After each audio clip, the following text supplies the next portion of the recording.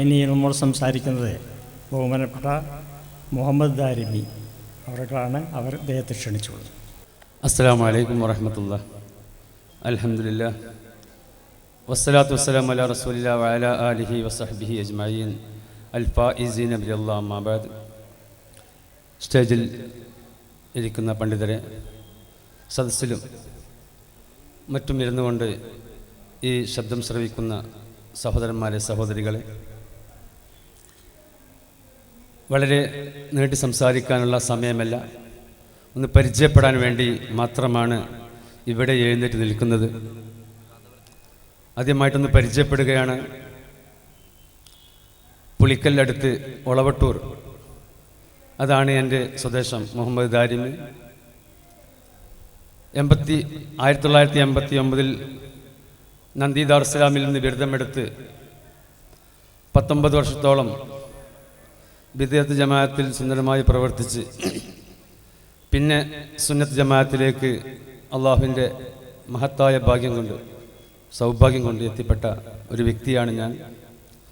പല സ്ഥലങ്ങളിലും പരിചയപ്പെട്ടിട്ടുണ്ടെങ്കിലും നിങ്ങളുമായിട്ട് ആദ്യമായിട്ടാണ് കണ്ടുമുട്ടുന്നത്. ഇവിടെ ഞങ്ങൾ സംസാരിക്കേണ്ട വിഷയങ്ങളെല്ലാം പല ആളുകൾക്കും അറിയുന്നതാണ്. പക്ഷെ ഞങ്ങൾ ഈ പ്രസ്ഥാനത്തിലേക്ക് വന്നത് എന്തുകൊണ്ടാണ് എന്ന വിശദീകരണമാണ് നൽകേണ്ടത്. അത് അധികമൊന്നും പറയാനില്ല. യഥാർത്ഥ മുസ്ലിമായി, യഥാർത്ഥ അഹ്ലു സുന്നത്തി വൽ ജമാഅത്തിൻ്റെ ആളായി ജീവിച്ച് മരിക്കാൻ വേണ്ടി ആണ് ഈ പ്രസ്ഥാനത്തിലേക്ക് കടന്നു വന്നത്. ഒരാളുടെ സമ്മർദ്ദം കൊണ്ടോ, നേരത്തെ മൗലവി പറഞ്ഞതുപോലെ പ്രത്യേകമായ ആനുകൂല്യങ്ങൾ ലഭിക്കുമെന്നോ കണ്ടല്ല. അതിന് പുറമെ എൻ്റെ മഹല്ല് ഒളവട്ടൂർ മായക്കര. ഒളവട്ടൂർ പണ്ടേ മുജാഹിദുള്ള സ്ഥലമാണ്, അരൂർ.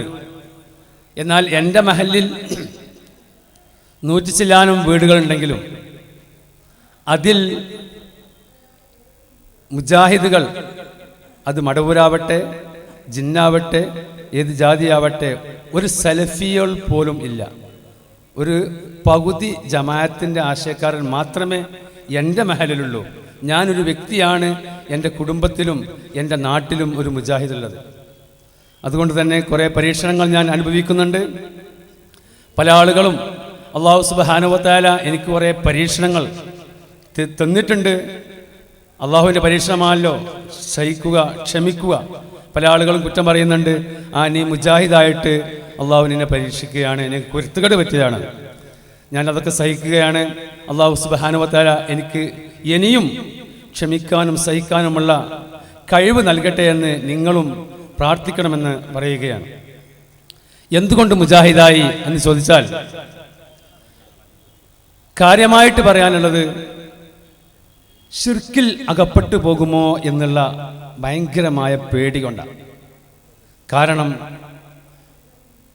ഈ 19 വർഷത്തോളം പലപ്പോഴും വളരെ ആദരവോടുകൂടെ ഞങ്ങൾ മുണ്ടെല്ലാം വെച്ച് തലയുടെ മുകളിൽ വെച്ച് ഓതിയിരുന്ന മാല, മൗലൂദ് കിതാബുകൾ, അതിൽ പറയുന്ന കാര്യങ്ങൾ പലതും ഇസ്ലാമിന് ഘടകവിരുദ്ധമാണ്. അത് മാത്രമല്ല, അള്ളാഹുവിനെയും റസൂലിനെയും കൊച്ചാക്കുന്ന, എന്ന് പറഞ്ഞാൽ നിസ്സാരപ്പെടുത്തുന്ന പല കള്ളക്കഥകളും അതിലുണ്ട് എന്ന് സലഫികൾ പറഞ്ഞപ്പോൾ അത് നേരെ കാശ് കൊടുത്ത് വാങ്ങി പരിശോധിച്ച് അത് ശരിക്കും ഇതെല്ലാം യഥാർത്ഥമാണ് എന്ന് 100% ബോധ്യപ്പെട്ടതിന് ശേഷമാണ് ഞാൻ ഈ പ്രസ്ഥാനത്തിലേക്ക് കടന്നു വന്നത്. സമയം എനിക്ക് വളരെ കുറച്ച് സമയമുള്ളൂ. ഒരു കാര്യം മാത്രം, അള്ളാഹുവിനേക്കാളും സിദ്ദീഖ് റളിയല്ലാഹു അൻഹുവിനെ ഉയർത്തി കാണിക്കുന്ന ഒരു ഭാഗമുണ്ട് സിദ്ദീഖ് മൗലൂദിൽ. സിദ്ദീഖ് മൗലൂദിൻ്റെ പുസ്തകം എൻ്റെ കയ്യിലുണ്ട്. 140 രൂപ കൊടുത്തിട്ട് വാങ്ങിച്ച ഈ ശുദ്രകൃതി, 333 വക മൗലൂദ് കിതാബ്. ഇതെല്ലാം വിശദീകരിക്കണമെങ്കിൽ 1 മണിക്കൂറോ 2 മണിക്കൂറോ സമയം വേണ്ടി വരും.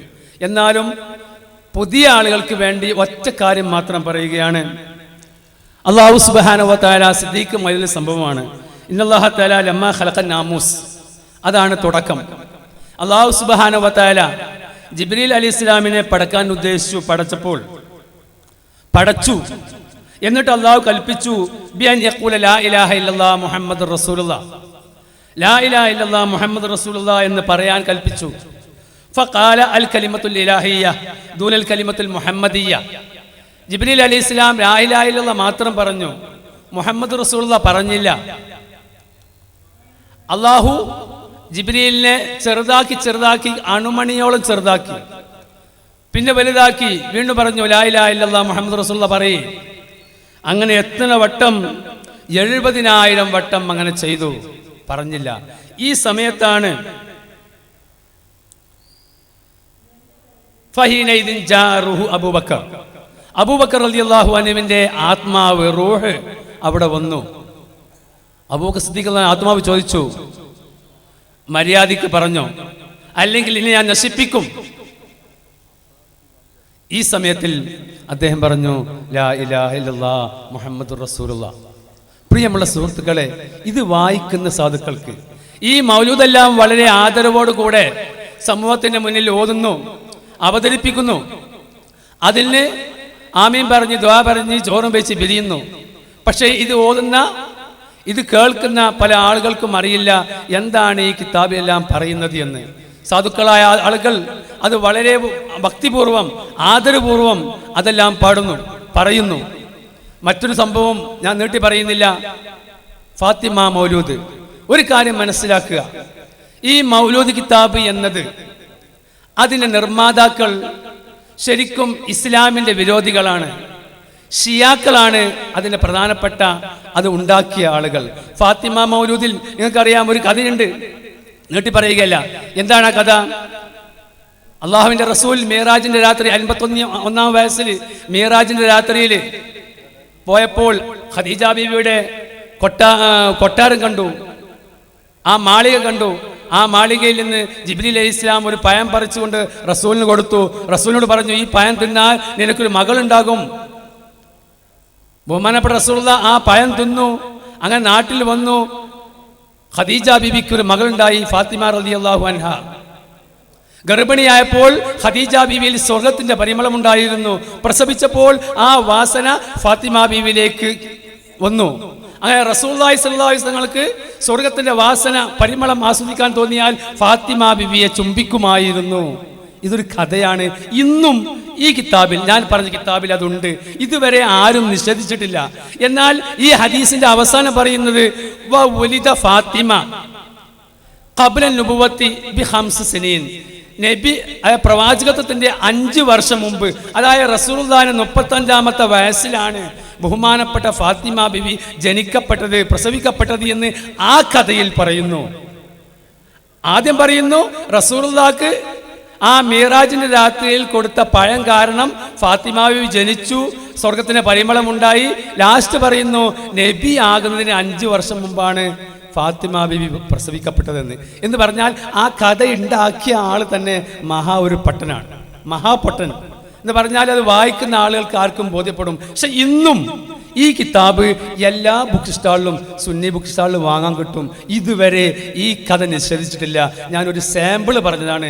ഇതുപോലെ ആയിരങ്ങൾ ആ കിതാബുകൾ പരിശോധിച്ച് കഴിഞ്ഞാൽ മുഴുവനും ഭയങ്കരമായ, ഉസ്താദ് പറഞ്ഞതുപോലെ ശിർക്കൻ വരികളും പൊട്ടക്കഥകളും വളരെയധികം ധാരാളമുണ്ട്. ഇതെല്ലാം കണ്ട് അറിഞ്ഞ് മനസ്സിലാക്കി ഈ സലഫി പ്രസ്ഥാനം അതാണ് യഥാർത്ഥ അഹ്ലു സുന്നത്തി വൽ ജമാഅത്ത് എന്ന് 101% ബോധ്യപ്പെട്ടതിന് ശേഷമാണ് ഈ പ്രസ്ഥാനത്തിലേക്ക് വന്നത്. അല്ലാഹു സുബ്ഹാനഹു വ തആല ഈ പ്രസ്ഥാനത്തിൽ അടിയുറച്ചു നിന്ന് എന്നെന്നും ഈ ദീനിന് വേണ്ടി പ്രബോധനം ചെയ്യാനുള്ള തൗഫീഖ് എനിക്കും നിങ്ങൾക്കും അല്ലാഹു പ്രദാനം ചെയ്യുമാറാവട്ടെ എന്ന് പ്രാർത്ഥിച്ചുകൊണ്ട് ഞാൻ നിർത്തുന്നു.